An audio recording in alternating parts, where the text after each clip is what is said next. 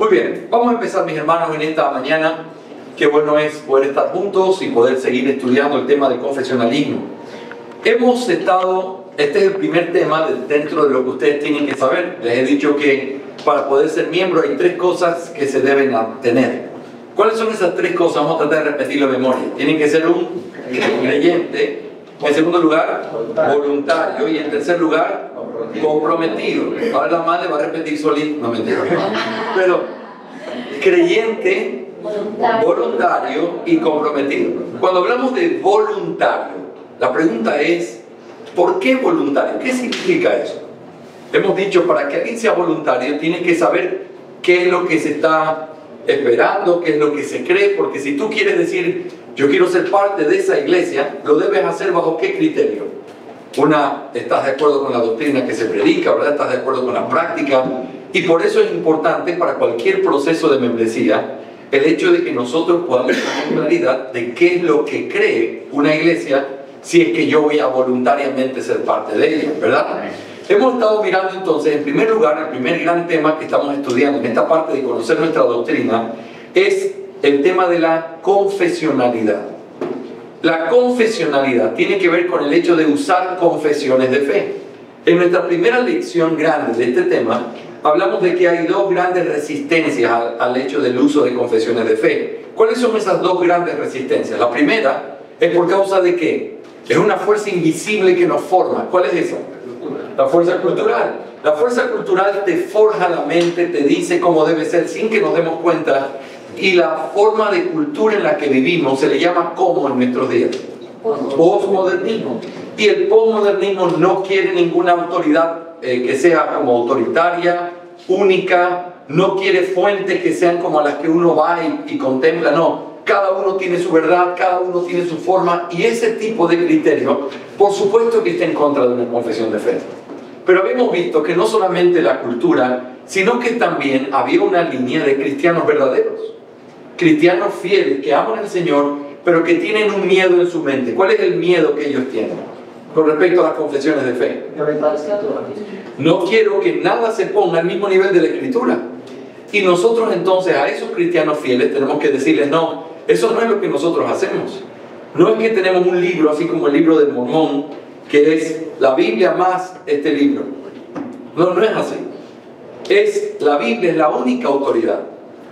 Este libro o este escrito humano es simplemente el resumen de lo que la palabra de Dios dice. ¿Por qué? Porque si creemos que ella es clara, si creemos que ella se puede entender, si creemos, como dice el proverbio y el salmo, que ella puede hacer sabio al sencillo, si lo creemos, entonces lo que ella dice puede ser entendido, ¿sí o no?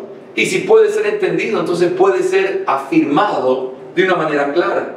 Esto es simplemente decir, esto es lo que dice la palabra de Dios sobre estos temas. Así que es un resumen de lo que la palabra de Dios dice.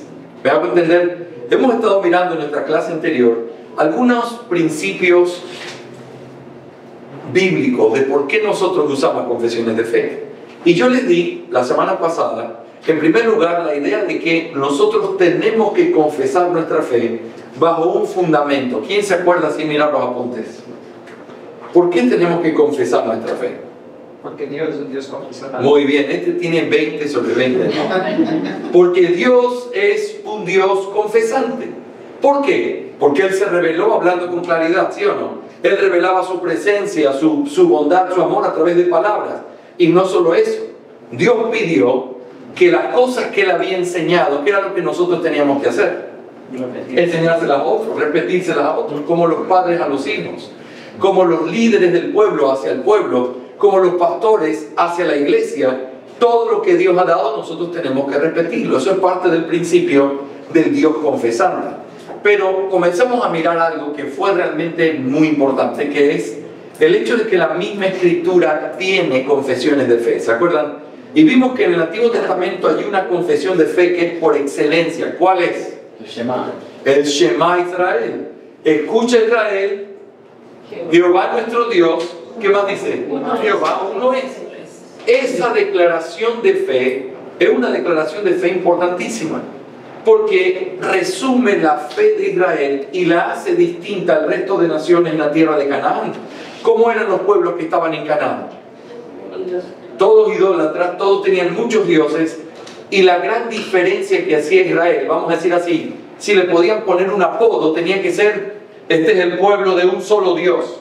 Y yo les decía que en el Imperio Romano ese fue el gran problema con la iglesia también, ¿verdad? Los trataban de ateos porque no tenían todo ese panteón de dioses a los cuales adoraban. Solamente uno. Ese credo, un credo muy importante en el Antiguo Testamento, el más importante de todos, y hacía una distinción entre el pueblo de Israel y el resto de pueblos. Pero luego comenzamos a ver algo fascinante: las declaraciones de fe o las confesiones de fe del Nuevo Testamento. Yo quiero saber, por 500 puntos, así decía Nati cuando era chiquita, por 500 puntos, ¿cuál fue el primer texto que vimos del Nuevo Testamento que tiene una forma de confesión de fe? El único que estudiamos la semana pasada. Primera de Corintios 15. Muy bien, tiene 500 puntos, lo vamos a enviar antes. Primera de Corintios capítulo 15. ¿Qué es lo que encontramos en ese pasaje? ¿Se acuerdan? El Evangelio. ¿Y cómo es el Evangelio? El Evangelio es: Cristo murió por nuestros pecados conforme a la Escritura. ¿Y qué más dice después? Y fue sepultado, y luego resucitó, y luego fue visto por muchos testigos. ¿Se acuerdan? Y nosotros tratamos de analizar cada una de esas frases, y yo les dije esto como para poder considerarlo con claridad. Pablo pasó con el Señor Jesús 3 años en Arabia. ¿Se acuerdan lo que hablamos en Gálatas 1? Él no fue a Jerusalén cuando el Señor lo salvó, se fue al otro lado. ¿Y por qué se fue al otro lado? Para poder decir con autoridad, como lo digo muchas veces: el Evangelio que yo tengo no viene de hombres, sino del Señor Jesús mismo. Yo les doy lo que yo recibí de Él. Ahora la pregunta es esta: ¿en 3 años Pablo solamente aprendió esto? Que Jesús murió, que fue sepultado, que resucitó y que lo vieron mucho. ¿Eso fue lo único que él aprendió? No. ¿Qué es lo que implica en esta frase que Pablo utiliza allí? Una síntesis, correctamente, es un resumen de algo. Es como si hubiera un paquete que tú recibes el paquete, lo ves ahí compacto, pero en el momento en que lo abres te das cuenta que está lleno de muchísimas cosas. Eso es lo que hace una confesión de fe o una frase confesional. Hoy, sin más preámbulos, vamos a considerar las otras confesiones de fe del Nuevo Testamento, que son realmente fascinantes. Y quiero invitarles a todos a que abran conmigo sus Biblias en 1 Timoteo capítulo 3, versículo 16. 1 Timoteo 3, 16. Este pasaje, mis hermanos, es uno de mis pasajes favoritos de toda la Biblia, porque habla de la iglesia, y habla de la iglesia y lo que la iglesia tiene que confesar. Así que te invito a abrir el texto en 1 Timoteo capítulo 3, versículo 16. Dice la palabra del Señor en 1 Timoteo 3, 16. ¿Estamos todos allí? Quiero que tus ojos estén puestos en el texto. 1 Timoteo 3, 16 dice: e indiscutiblemente grande es el misterio de la piedad.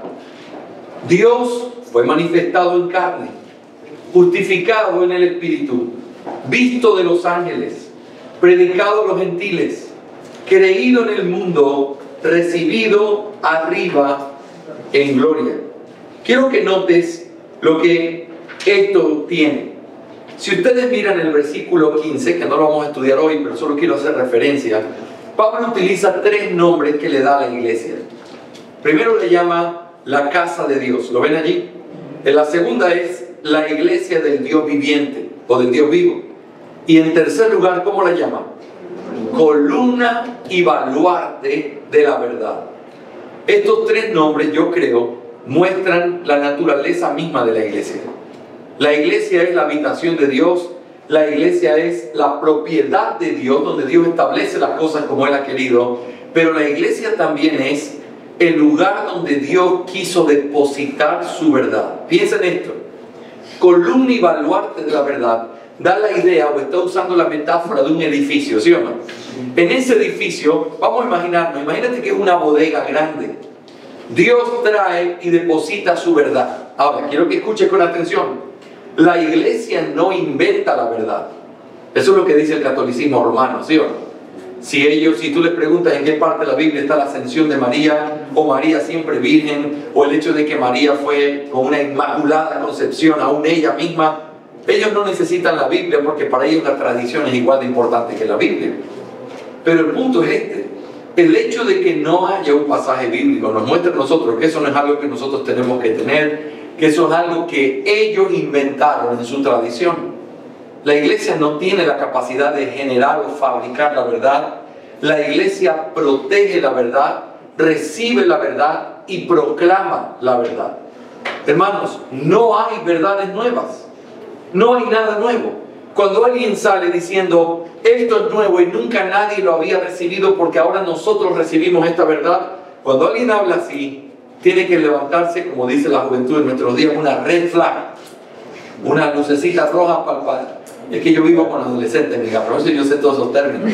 Pero imagina que se prende tu luz de alarma. Ten cuidado, ten cuidado. ¿Y qué es lo que tienes que tener cuidado? Si alguien dice, esta es la verdad que nunca nadie había recibido, tú tienes que saber, ahí hay un pequeño problema. Porque la verdad ha estado con nosotros desde que la palabra de Dios fue revelada, ¿sí o no? ¿Sí o no? Sí. Fue revelada por el Espíritu a través de santos hombres de Dios y aquí está la verdad de Dios. Los hombres podemos reflexionar, pensar, entender mejor, pero no recibimos revelación nueva. La revelación ha terminado y está en la palabra. Por lo tanto, no hay verdades nuevas, pero las verdades que tenemos son las mismas verdades que han estado en la Escritura desde siempre. Ahora las entendemos mejor, pero esas verdades siempre han estado aquí. La iglesia no fabrica la verdad, la iglesia guarda y proclama la verdad y la defiende. ¿Estamos de acuerdo? ¿Sí están conmigo esta mañana? Sí. Muy bien. Ahora, pero Pablo es como que en el versículo 16 nos diera una especie de ejemplo de cómo funciona este tema de cómo y qué cosas tiene que proclamar la iglesia. Y yo quiero que veas estas 6 cosas, vamos a llamarle 6 versos que aparecen aquí, que son versos que nos muestran otra vez una confesión de fe, una síntesis que dice más que lo que simplemente está en la frase. Por ejemplo, ¿cuál es la primera de ellas? ¿Quién me la lee? Fue manifestado. ¿Cómo? Él fue manifestado en la Muy carne. bien. Él está leyendo la Biblia de las Américas. La Biblia Reina Valera dice, Dios fue manifestado en la carne. Hay una variante textual, lo más probable es que diga Él. Sin embargo, sabemos que ese Él está hablando ¿de quién? De Dios. Así que no hay problema. Dios fue manifestado en la carne. Ahora, yo quiero que nos tomemos algunos minutos para poder pensar rápidamente en lo que estas frases significan. En primer lugar, ¿qué significa Dios fue manifestado en la carne? Yo quiero que pienses conmigo, aquí hay algunas cosas bien importantes. Dios fue manifestado en la carne. Hermanos, desde el principio hubo una gran controversia con respecto al hecho de la mezcla que había entre cierta filosofía y el cristianismo. En la filosofía se utilizaba la palabra logos, que después Juan la utiliza intencionalmente. Pero la palabra logos tenía una connotación un poco filosófica, en la cual el logos era la forma en la que el ser invisible, Dios, hacía todas las cosas o las llevaba a la práctica y por lo tanto eso era como la acción.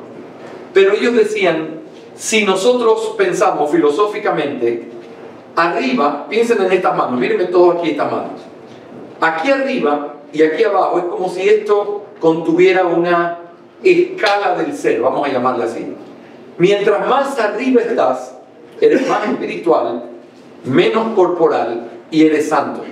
Y mientras más abajo estás, eres más físico, eres más corporal y eres menos santo. Esa es la dicotomía que hace la filosofía antigua. Por lo tanto, piensen en esto. Dios, según esta escala del ser, ¿dónde debe estar? Arriba. Y no tiene ningún centímetro hacia abajo. Está aquí arriba. Él es espíritu, Él es invisible, Él es santo completamente. El cuerpo humano, según esta escala del ser, ¿dónde creen ustedes que está? Acá. La pregunta es, ¿cómo Dios puede ser hombre? Porque también esto tiene una connotación moral. Aquí es santidad, pureza y no hay pecado, y acá es muerte, destrucción y pecado. ¿Cómo puede la santidad y el pecado convivir? ¿Cómo puede lo invisible y lo visible convivir? ¿Cómo puede?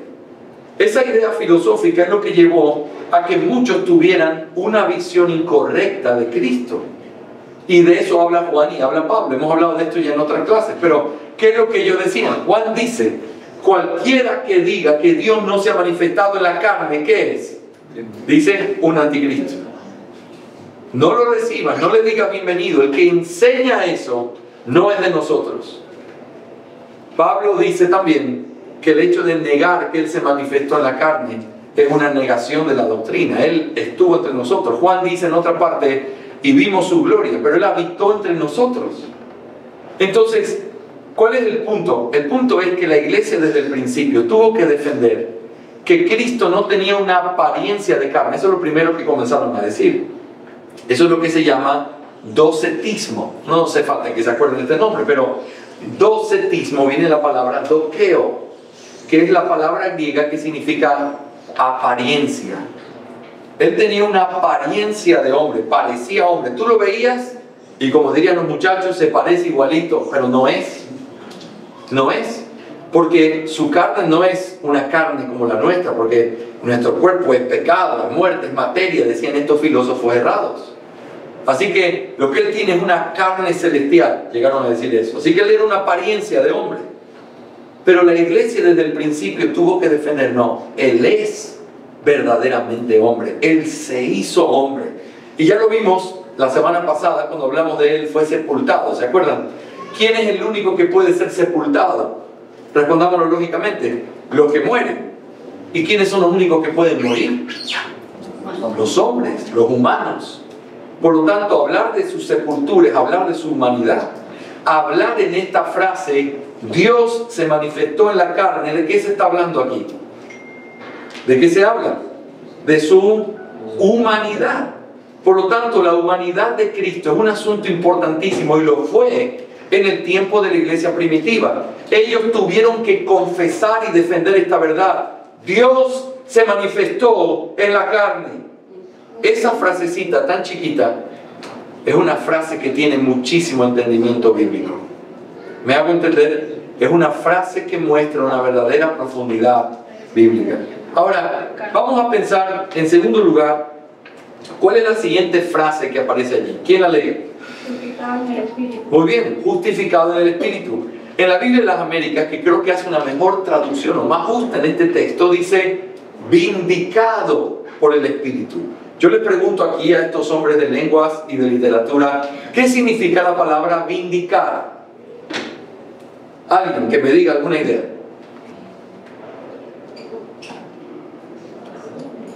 Es poner algo en el lugar donde estaba, ¿verdad?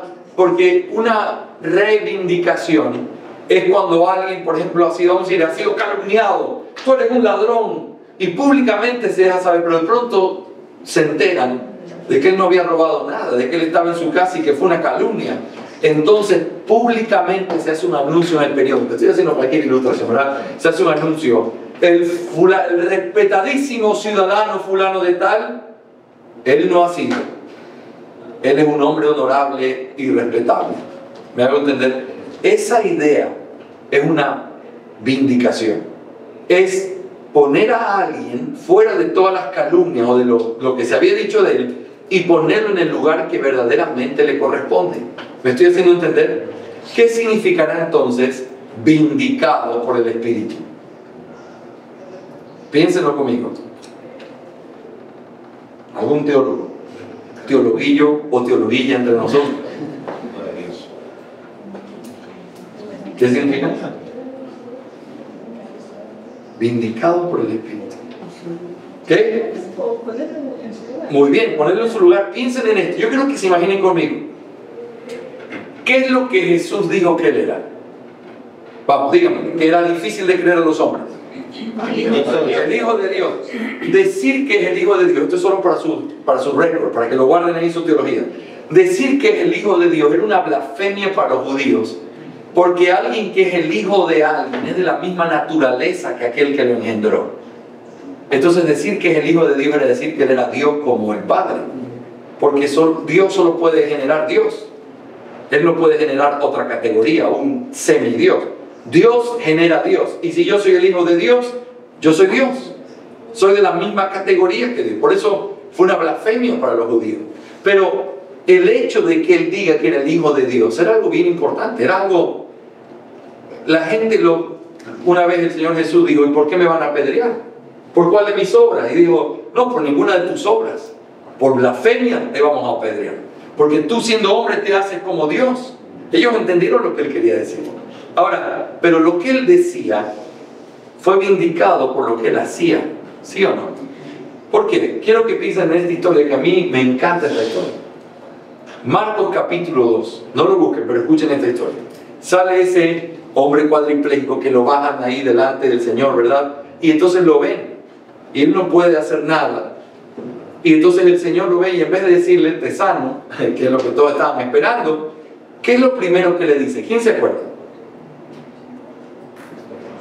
Estamos flojitos en lectura bíblica. Tus pecados te son perdonados. Muy bien, hijo, tus pecados te son perdonados. Yo quiero que se imaginen, está la muchedumbre así como nosotros aquí, y de pronto está ese hombre ahí que no se puede mover, y estás esperando, todos están ahí atentos de ver los milagros de Jesús, y cuando él se acerca le dice, hijo, tus pecados te son perdonados. Ahora, la gente se sintió estorbada por esas palabras, porque les hago una pregunta: ¿quién es el único que puede perdonar pecados? Dios. Solo Dios. Cuando él dice esa frase, ¿qué es lo que él está diciendo que él es? Dios. Entonces la gente está molesta por eso. Pero inmediatamente después dice, sabiendo las cavilaciones que vienen en su interior, el Señor mira a ese hombre y ¿qué le dice? Pero hace esta aclaración antes de decirle, toma tu lecho y anda. Le dice, para que sepan que el Hijo del Hombre tiene poder en la tierra para perdonar los pecados, le dijo a ese hombre, levántate, toma tu lecho y anda. En el momento en que él se para, no podía caminar, toma su lecho y se va, es un milagro. Era algo sobrenatural, nadie podía hacer eso, ni él podía sanarse a sí mismo. Pero ese hombre está caminando. ¿Qué es lo que significa el milagro en relación a lo que él había dicho antes? Es una vindicación de lo que él acababa de decir. Él dijo una cosa, se puso una calumnia en su mente. Él hace una obra para mostrar que Dios está con él y que él es Dios. ¿Qué era lo que tendría que haber pasado inmediatamente? Toda esa gente tuvo que haber caído de rodillas y decir, tú eres el Señor, perdónanos por haber dudado de ti. ¿Sí o no? Los milagros vindicaron quién era el Señor. Es como Moisés estando allí en la zarza. Anda y diga a mi pueblo, ve que Jehová me ha aparecido, y entonces tienes que, Señor, un ratito, pero si yo voy y le digo, el Señor me ha aparecido, me va a decir, ¿qué tienes en tu mano? Tíralo, se comienza a serpiente, tómalo de nuevo, mete tu mano en el seno, sácalo, con lepra, mételo, sánalo. ¿Por qué esas obras? ¿Para qué esas obras? Para demostrar que el Señor lo había mandado. Entonces, los milagros servían para poder vindicar, pero no solo eso, autentificar al mensajero. Si alguien venía de parte de Dios y lo que decía era verdad, ¿qué era lo que tenía que pasar? Tenía que probar, o milagros, o si decía profecía. ¿Qué dice el Antiguo Testamento cuando venía un profeta falso y decía, Dios ha dicho tal cosa y no se cumplía? ¿Qué tenían que hacer con él? Matarlo. ¿Por qué? Porque a ese no se le ha aparecido el Señor, porque una muestra de que el Señor se le ha aparecido es el hecho de que esa persona se iba a cumplir lo que decía, que si no, no viene de parte de Dios. ¿Sí o no? Así que la vindicación por parte del Espíritu es una de las cosas que como cristianos nosotros creemos firmemente y nosotros lo proclamamos. Hermanos, hoy el mundo sigue insistiendo, muéstrame cómo puede ser Chile que un hombre camine sobre el agua sin hundirse. No te lo tengo que probar. Él hizo ese milagro y nosotros lo creemos porque Él es quien dijo ser. A ver, ¿cómo es eso de que 5.000 y después 4.000 y que los alimentó con pocos panes y peces? ¿Cómo es eso? No te lo tengo que probar, es un milagro. Pero para nosotros ese milagro es completamente verdadero porque Él es quien dijo ser. Y el hecho de que Él haya resucitado de los muertos es la vindicación más grande de los milagros más grandes que hubo, ¿sí o no? ¿Qué fue lo que dijeron los líderes de Israel en esos días? Cuando los discípulos, los que guardaban la tumba, dijeron, vinieron unos ángeles y se los resucitaron. O mejor dicho, Él resucitó y los ángeles movieron la piedra. ¿Qué fue lo que le dijeron? Díganle que los discípulos vinieron y robaron el cuerpo y les dieron dinero y así quedó hasta el día de hoy, dice el Evangelio de Mateo. ¿Cómo? Es porque eso es una vindicación. El hecho de que Él resucitó es la vindicación máxima de que Él era quien decía ser. Y no solo eso, que Él cumplió lo que vino a hacer. ¿Estamos claros hasta aquí? ¿Se dan cuenta que esa frasecita la pudiéramos cantar 1000 veces y si no la estudiamos no la podríamos entender completamente?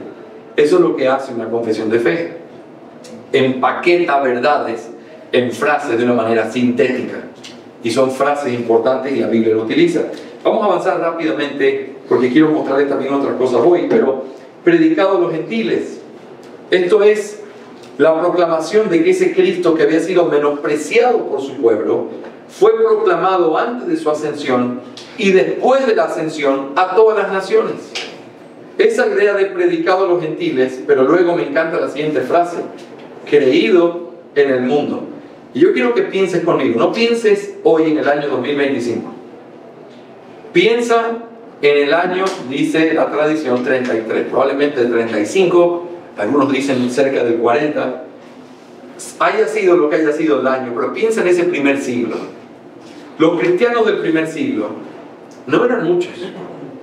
¿Te acuerdas, según el reporte de Hechos 1, cuántos habían después de la resurrección de Cristo? ¿Cuántos discípulos le quedaron? 120. Estaban reunidos perseverando en el aposento alto, esperando la promesa. 120. Es un poquito exagerado decir creído en el mundo, ¿sí o no? No, bueno, es exagerado si lo piensas desde una terminología de alguien que describe lo que está pasando allí, porque no era creído en el mundo. Pero es completamente verdadero si lo ves como una profesión de algo que se cree con certeza, aun cuando todavía no lo habían visto. Hermanos, estamos en Sudamérica. No teníamos nada que ver con esos tiempos, ni con esa predicación, ni con ese idioma. Y nosotros estamos hablando de nuestro bendito Salvador, que es tan nuestro como de ellos, porque Él verdaderamente ha sido creído en el mundo. Esta proclamación me encanta, porque está hablando de no solo el resultado de la predicación, sino de la esperanza de que Cristo será creído en el mundo entero. No significa que todos van a creer en Él. Significa que gente de todo pueblo, toda raza, toda nación y toda lengua van a creer en el Señor Jesucristo. Y siguen creyendo. Es apasionante el estar en el mundo de la traducción, el escuchar la cantidad de pueblos indígenas que hay en nuestras selvas todavía. Estando en Perú hace 15 días o 3 semanas o casi un mes ya, hablé con una hermana, una esposa de un misionero. Ella es indígena de una tribu particular de Perú, solo está en Perú. Ella es fluida en español y fluida en ese idioma. Y me dijo: pastor, me encantaría traducir el catecismo para poderlo compartir en la lengua de nuestro pueblo y que los padres le enseñen a sus hijos. Qué preciosa verdad. Cristo es creído en todo el mundo. Las razas y las lenguas proclaman ese nombre bendito que es capaz de darle vida a todo aquel que cree. Así que este creído en el mundo es una confesión de esperanza, de algo que nosotros tenemos que seguir profesando. Hermanos, Cristo es creído en el mundo. Sí, pastor, lo es hoy, pero lo seguirá siendo hasta que al final el Señor salve a todos los que quieren salvar y luego Él vuelva por segunda vez.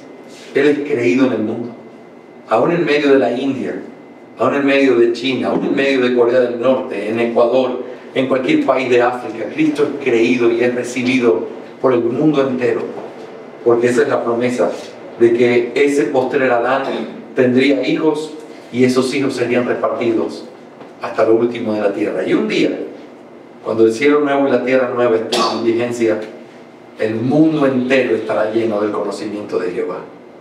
Y ese creído en el mundo va a ser una confesión de un hecho histórico. Para nosotros hoy sigue siendo una profesión de nuestra esperanza. Cristo es creído en el mundo. ¿Me estoy haciendo entender, mis hermanos? Finalmente, ¿cuál es la última frase que aparece allí? Recibido arriba en gloria. Recibido arriba en gloria.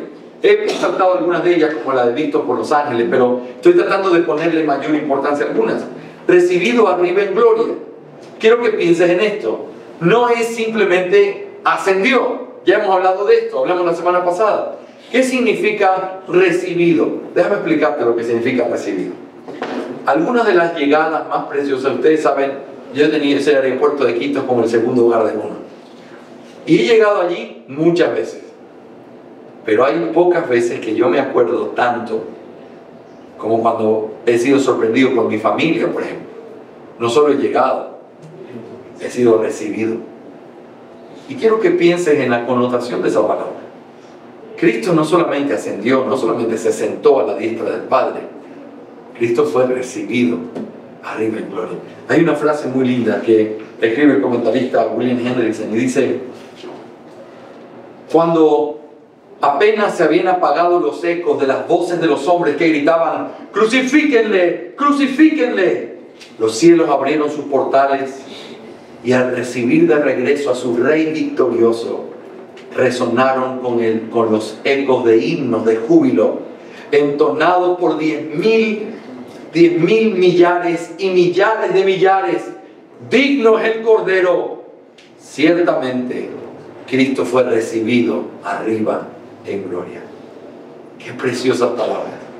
Lo que en este mundo parecía una derrota, a otros no pudo, que lo maten, mira cómo no se puede salvar el mismo. Lo que parecía un reproche, lo que parecía una vergüenza, lo que parecía algo sin valor para el mundo, quizás alguien más que murió. En el cielo, en el mismo momento que él cerró sus ojos, y dice el texto, y expiró, y dejó ir su alma, en ese mismo momento los cielos fueron abiertos y vamos a usar nuestra imaginación y todos se pusieron de pie y comenzaron a cantar un himno glorioso: digno es el Cordero, como el que podemos leer en las páginas de Apocalipsis mientras el Cordero entraba a la presencia de su Padre. Él fue recibido como un rey que obtuvo la victoria en medio de todo lo que él vino a hacer a la tierra. Eso es lo que la iglesia ha confesado y es lo que nosotros creemos. Amén. Están como dormiditos esta mañana, pero yo me voy a hacer como que están despiertos y prestándome atención, ¿ok? Me voy a poner bravo y comenzar a golpear la mesa para que se pongan atentos allí. Bueno, último texto que quiero mostrarles como una confesión de fe. Filipenses capítulo 2, versículos 5 al 11. Este es un texto bien conocido también, pero que ustedes van a notar que aquí hay como un tipo de himno de confesión antigua. Filipenses 2, 5 al 11. Vamos a buscarlo todo, por favor. Filipenses 2, 5 al 11.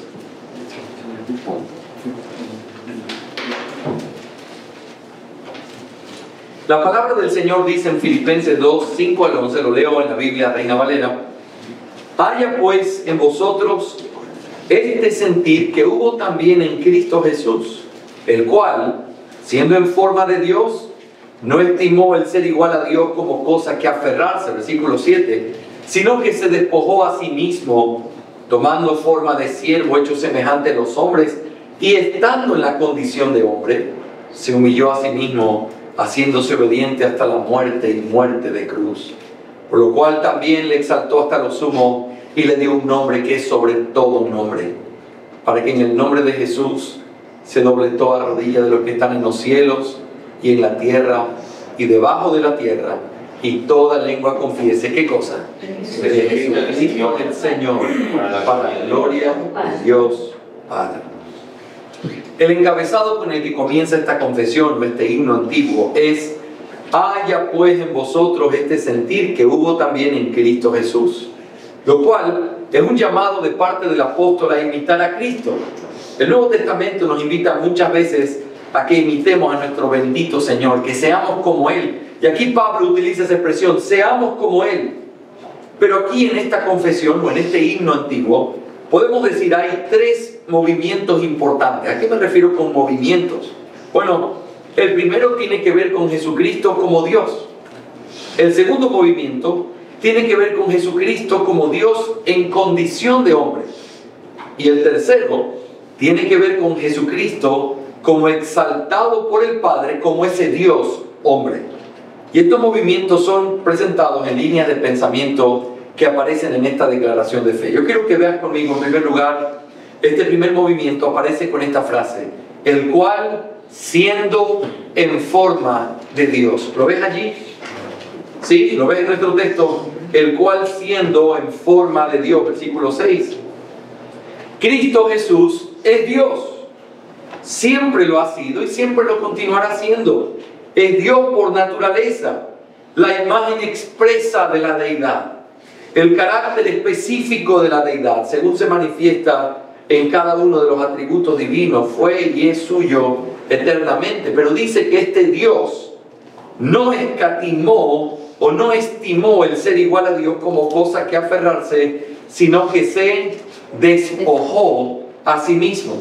Este despojo que aparece aquí, hermanos queridos, y hay que tener mucho cuidado con eso, no se refiere a despojarse de su deidad. Él nunca dejó de ser Dios. Y habíamos hablado, imagínense el momento que Él está muriendo en la cruz. Quiero que piensen esto, Chile. Él está muriendo en la cruz como hombre, y como Dios sigue sosteniendo todo el universo con sus manos. ¿Cómo puede ser? Es que Él no dejó nunca de ser Dios. Él descansaba como en el barco con sus discípulos cuando comenzó a ver la tempestad y todos se preocupaban. Él estaba dormido como hombre, pero Dios no duerme. Y el Salmo 121 que cantamos dice: no se adormecerá el que guarda a Israel. Sus ojos seguían velando sobre los buenos y sobre los malos, y seguía sosteniendo todas las cosas y dándole aliento de vida a todas las cosas que existen. Dios siguió siendo Dios. El mediador es Dios hombre, pero Él se despojó. Esto es una renuncia temporal a la riqueza y a la gloria celestial, no a su deidad, no a su naturaleza, sino a la gloria. Como Dios, ¿qué es lo que Él merece? Yo les hago una pregunta: ¿merece ser menospreciado por los hombres o merece la gloria de todo el universo? Bueno, eso fue lo que Él renunció temporalmente. Él abrazó las quejas, las calumnias y el menosprecio de los hombres, mereciendo ser exaltado por todas sus criaturas por siempre. Él, como Dios, merecía la alabanza o merecía las calumnias y el hecho de que hablaran mal de Él y que simplemente dijeran cosas que no eran ciertas. No, como Dios merece la gloria, nada más que eso. Pero Él prefirió y abrazó las calumnias y las mentiras, haciéndose hombre. Así que Él se despojó, pero no de su naturaleza divina. Él siempre fue Dios. No hay manera de que Dios deje de ser Dios. Pero sí, temporalmente renunció a su riqueza y a su gloria celestial. Y luego dice: y tomando forma de siervo, hecho semejante a los hombres. Él tomó la forma de siervo. Pero esto es bien importante porque la forma de siervo implica, escuchen esto, vamos a hablar de la escala. Todos nosotros estudiamos ciencias sociales en algún momento de nuestra vida, espero que la sigan estudiando, pero en algún momento de nuestra vida la estudiamos y cuando estudiamos la colonia y cuando estudiamos, ¿verdad? Eso, había diferentes escalinatas dentro de la sociedad, ¿sí o no? Estaban entonces los de la monarquía. ¿Quién venía después? Estoy tomando lección de ciencia social. Venían ya en el territorio. ¿Quién venía? Los nobles.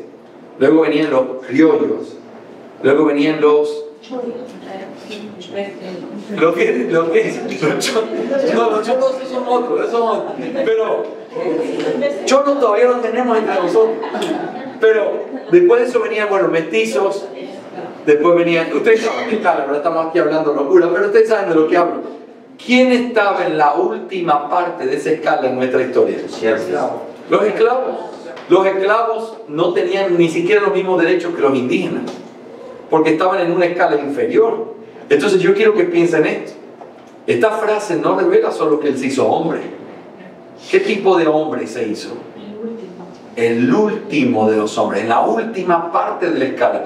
Y a mí me encanta esto cuando uno estudia el catecismo bautista. Perdónenme, usted va a decir: yo soy fanático, pero es que yo he aprendido tanto con ese catecismo que realmente lo repito siempre. Pero dice: ¿en qué consistió su humillación? La humillación de Cristo no es solo en hacerse hombre, eso es parte de su humillación, porque Él es Dios. Pero toma la forma de su criatura, se hace criatura. Pero el hecho de que Él se hace hombre, no se hace hombre para vivir en los palacios. No se hace hombre para tener esclavos a su cargo. No se hace hombre para poder tener una vida de lujos. ¿Qué tipo de hombre se hace? Se hace uno que es inferior a todos los hombres. Y esta es la parte preciosa y pastoral de eso. ¿Sabes para qué? para que nadie nunca pueda decir, Él no me entiende. Claro que te entiendo. Él se hizo menor a ti para poder contener en esa humillación a todos los hombres. Él se hizo pobre. Sí, es que una vez alguien me dijo, cuando yo era niño, y me impactó, imagínense, hasta el día de hoy me acuerdo, tú sabes todo. Yo seguramente era medio sobrado cuando estaba en el pre-kinder, pero en el pre-kinder me dijo, y seguramente también sabes ser pobre. Ni sé lo que me quiso decir, pero me dolió. Ahora, le voy a decir una cosa. Cristo sí sabe. Y quizás algunos no sepamos lo que es el sufrimiento, el dolor, la enfermedad, el cáncer, perder un ser querido. Quizás algunos no lo sabemos porque no lo hemos vivido. Pero no hay nada que Él no haya vivido. Me encanta que Él se haya identificado no solo con ser hombre, sino con las miserias de la vida en la que nosotros vivimos. Traición. ¿Ha sido traicionado? Él también. ¿Ha sido dejado? Él también. ¿Has sufrido engaño por las personas en las que confiabas? Él también. No ha tenido para comer. Él tampoco. Ni siquiera tener donde arrimar su cabeza.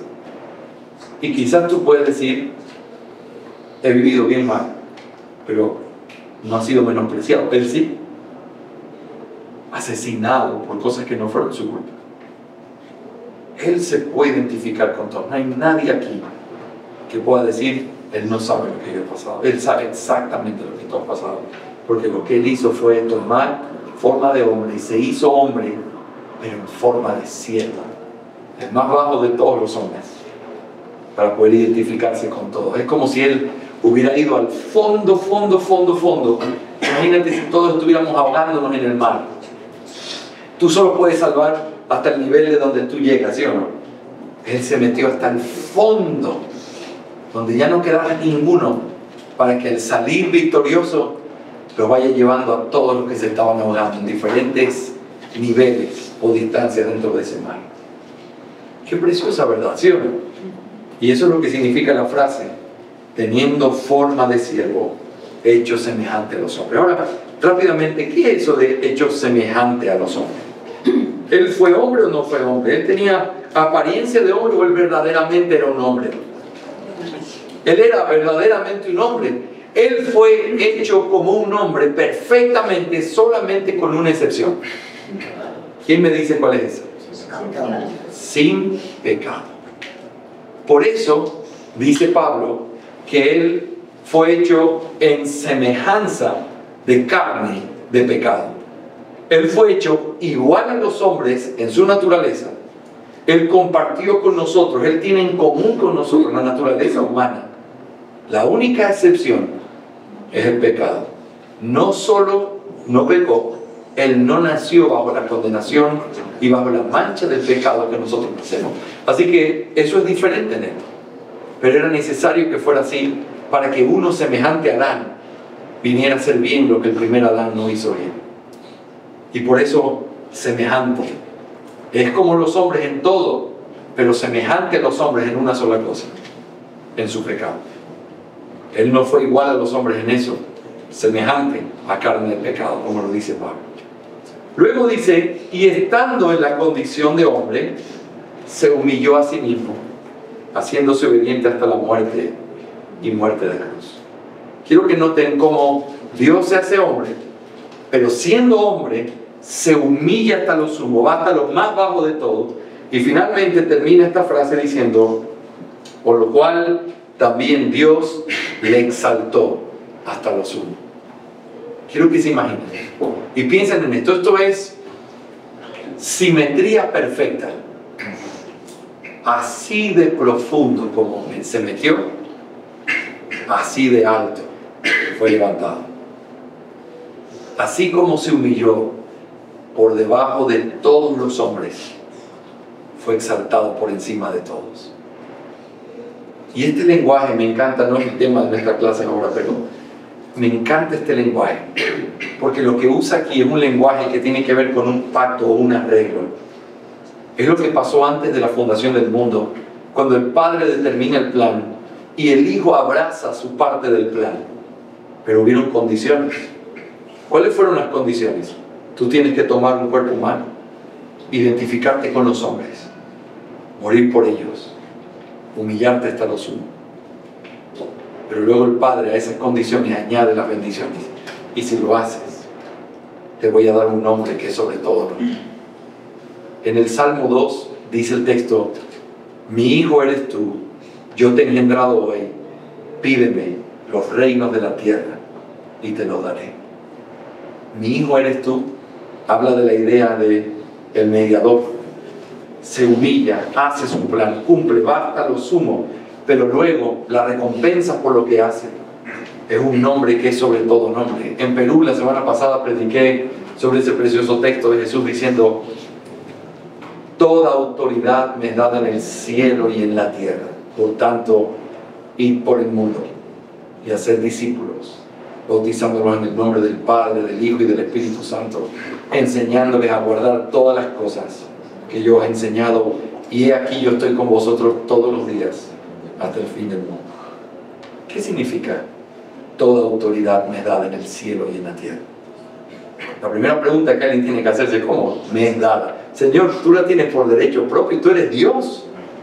Es que Él no está hablando allí de su deidad, porque Él no ha recibido nada como Dios. Nada le podemos dar, nada le ha sido dada como si Él estuviera incompleto y en algún momento se completa. Él siempre ha sido Dios. Pero ¿cómo le ha sido dado? ¿En qué sentido? Como mediador. Él ganó lo que Él vino a hacer. Y esa autoridad que Él recibe es lo mismo que está hablando aquí Pablo. Él fue humillado hasta lo sumo y por causa de eso exaltado sobre todo. Ese lenguaje de transacción, de pacto, es la que nosotros encontramos como el sentido de por qué vino. Yo vine a hacer la voluntad de mi Padre, y cuando obedeció la voluntad de su Padre, ¿qué hizo el Padre? ¿Se acuerdan el Juan 17? Devuélveme la gloria que teníamos tú y yo antes de todas las cosas. Y aquí, Padre, yo voy a ti.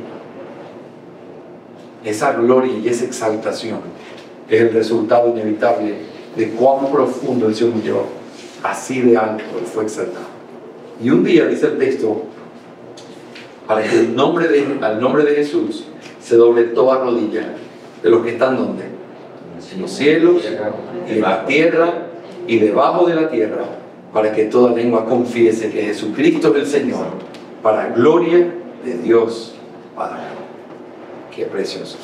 Se dan cuenta que no son simplemente palabras. Es como si hubiera un asunto aquí envuelto, como que la madre hubiera traído aquí una canasta envuelta, y de pronto se abre y tiene panes de esos que yo no puedo comer porque estoy a dieta, pero panes, dulces, todo eso se abre en una verdad a través de una frase sencilla.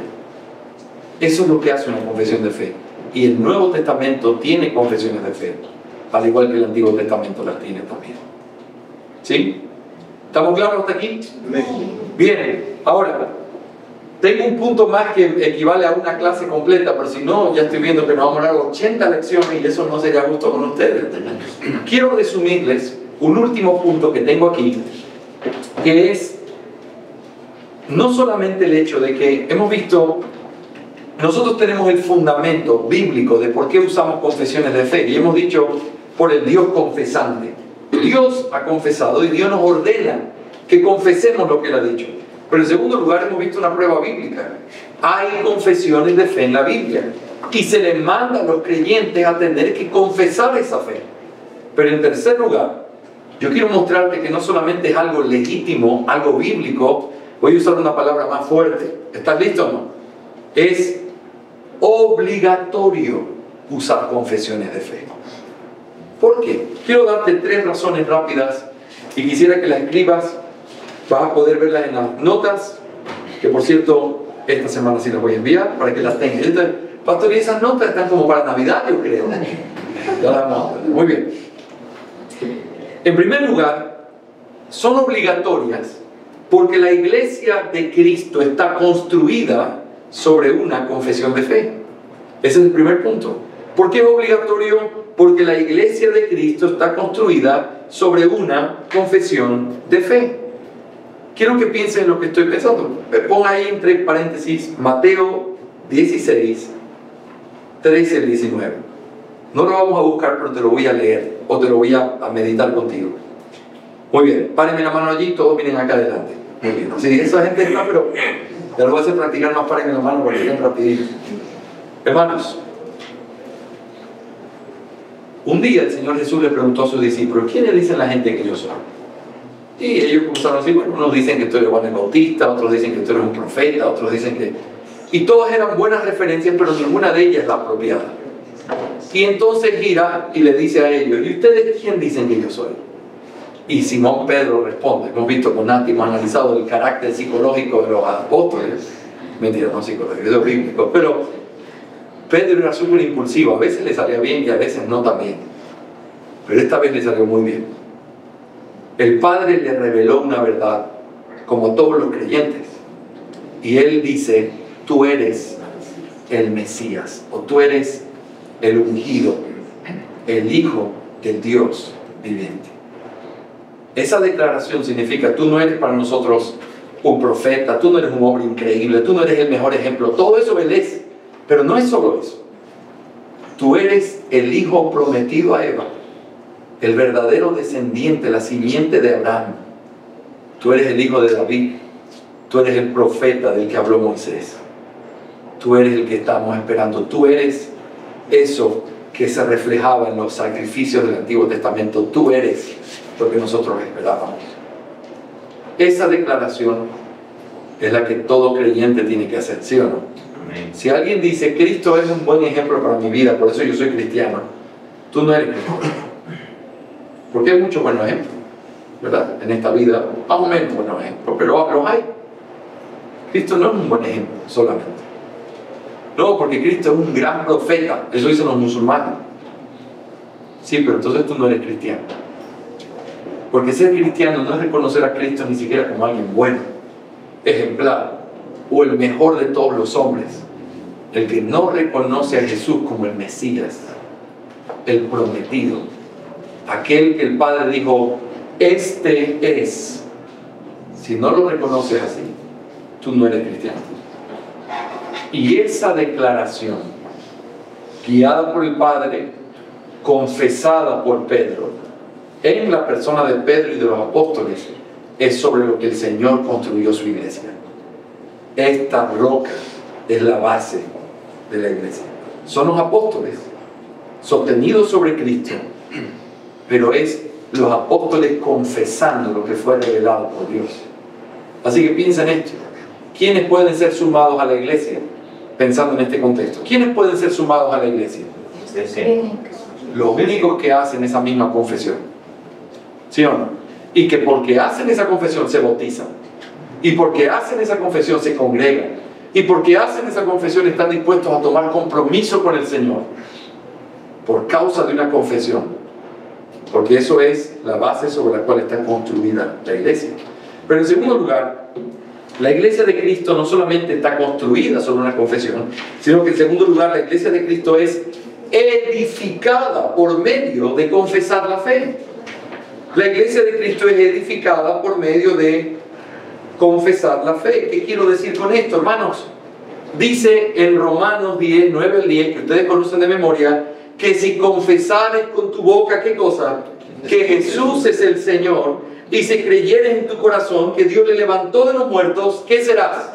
Salvo. Esa realidad es lo que hace que alguien pueda ser bautizado. Por lo tanto, piensen en esto. Y quiero que todos miren aquí, párenme la mano y mírenme todos aquí. Piensen en la iglesia como un edificio. Un edificio que primero se pone el fundamento. Ese fundamento es una confesión. Jesús es el Mesías. Pero luego, nosotros, todos los cristianos, somos edificados sobre ese edificio. ¿Y cómo es añadida cada piedrita en ese edificio? ¿Quién me dice? Confesando su fe. Yo no puedo ver tu corazón, pero yo sí sé y sí puedo escuchar cuando tú dices, el Señor Jesús me salvó, me dio una nueva vida. Y entonces son incluidos en la membresía de la iglesia aquellos que confiesan al Señor Jesús, ¿sí o no? Pero nota, no es la única manera en la que este edificio es construido a través de confesar. También se requiere de una confesión de fe para poder mantener comunión unos con otros. ¿Qué pasa con aquellos que se pervierten en la doctrina? ¿Qué dice la Biblia en diferentes pasajes? ¿Qué tenemos que hacer con ellos? No escucharlos, y no solo eso, no tener comunión con ellos. De hecho, dice en 1 Corintios 5 que no tenemos que apartarnos de los fornicarios de este mundo, porque entonces tendríamos que ser cortados del mundo. Dice, pero tenemos que dejar de participar con aquellos que, llamándose cristianos, viven de esa manera. ¿Qué es lo que hace la diferencia en tener comunión o no con ellos? Lo que confiesan. Si tú dices que eres cristiano y vives así, tú no tienes nada que ver con nosotros. Porque lo que tú estás haciendo es algo que es perverso. Pero si alguien, lo contrario también es verdad. Si debo apartarme de aquellos que dicen ser cristianos y no viven como cristianos, ¿qué debo hacer con aquellos que dicen ser cristianos y sí viven como cristianos? ¿Qué debo hacer? Buscar comunión con ellos. ¿Y qué debo hacer con aquellos que profesan la sana doctrina? ¿Qué debo hacer? Buscar tener comunión. Y la iglesia se va edificando por lo que confesamos con nuestros labios. Por lo que confiesas eres sumado a la iglesia. Por lo que confiesas tienes comunión con otros. El crecimiento tiene que ver con lo que confesamos. Pero también la vida en la iglesia, como por ejemplo escoger a un pastor, tiene que ver con lo que ese hombre confiesa. Tito, en la carta de Pablo a Tito, Pablo le dice, aquel que es un retenedor de la sana palabra, ese es el que puede ser pastor. Retenedor de la sana palabra. Significa que para poder escoger un pastor, ¿qué necesitas escuchar de él? Su confesión de fe, lo que él cree. Si viene alguien que dice que no existe la Trinidad, ¿tenemos que recibirlo como pastor o no? Si hay alguien que dice que la palabra de Dios no es la máxima autoridad, ¿lo podemos recibir como pastor o no? Entonces nota, la iglesia se sigue edificando porque los pastores es parte de esa edificación. Se edifica a través de lo que confesamos. La iglesia está levantada sobre una confesión de fe. La iglesia se edifica sobre nuestra confesión de fe. Pero en tercer lugar y último, la iglesia de Cristo cumple su misión al proclamar una confesión de fe. ¿Por qué? Porque se nos manda al mundo a hacer diferentes cosas. Y voy a esperar que noten allí. Después, párenme la mano 1, párenme la mano 2. A veces uno lo vuelve loco cuando comienza a párenme la mano 7. Bueno, pero quiero decirles esto. Piensen conmigo, mírenme un segundito acá. ¿Cuál es la misión que tiene la iglesia en el mundo? ¿Cómo podríamos resumirla? Hacer discípulos. Hacer discípulos, muy bien. Pero no solo hacer discípulos, eso es una parte. ¿Qué más? Enseñarle. Enseñarle. Vamos a decir así. Haces discípulos de los inconversos, ¿sí o no? Les haces discípulos porque les enseñas a mirar a Cristo. Creen. ¿De ahí qué tienes que hacer? Bautizarlos. Pero luego de que son bautizados, ¿qué tiene que pasar con ellos? Tienen que ser parte de la iglesia en donde ellos son enseñados a guardar todo lo que el Señor ha mandado. La Gran Comisión es una gran comisión muy amplia. Entonces, en primer lugar, pensando en la primera cosa, necesitamos una confesión para poder predicar el Evangelio. Les hago una pregunta. ¿Todos los que están en las calles de esta ciudad y que dicen predicar el Evangelio, predican el Evangelio? No. ¿Por qué no? Si dicen yo tengo el Evangelio, ¿de qué depende saber si es el Evangelio o no es el Evangelio? De lo que ellos confiesan. Si te dicen que tú necesitas a tu hermano mayor Jesucristo y que el diablo vino también acá y que después todos vamos a ser dioses y diosas, como dicen los mormones. El otro día vi unos mormones caminando ahí, eran como 6, 7, a mí se me parte el corazón. Están perdidos en la oscuridad más profunda. Ellos creen que están evangelizando Latinoamérica, están pervirtiéndola. Ese no es el Evangelio. ¿Y cómo sabemos que ese no es el Evangelio? Por lo que confiesan. Lo que confiesan no es lo que dice la palabra de Dios. Si una iglesia quiere cumplir la Gran Comisión, debe confesar el Evangelio. El Evangelio verdadero. Por lo tanto, nadie puede cumplir la Gran Comisión si no tienes una frase, un folleto, una realidad teológica en tu mente de decir, este es el Evangelio. Si no lo tienes, no puedes cumplir la Gran Comisión, ¿sí o no? Ahora, pero quiero que pienses en esto. Predicamos el Evangelio, la gente se convierte, lo bautizamos y ahora lo llevamos a las iglesias, pero para que haya iglesias sólidas, ¿qué necesitamos? Hombres de Dios que puedan predicar la palabra, ¿sí o no? Si no hay pastores, la iglesia está incompleta. Sigue siendo una iglesia, pero está incompleta. Yo necesito que hayan pastores para que les enseñen, los guíen, caminen con ellos, para que sepan qué significa ser un discípulo de Cristo, ¿sí o no? Ahora, ¿cómo preparo a esos pastores?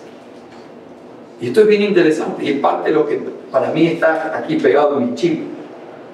Pablo le dice a Timoteo, escuchen esto: lo que has oído de mí ante muchos testigos, esto encarga a hombres que sean idóneos, para que puedan enseñar también a otros, a hombres fieles que sean idóneos.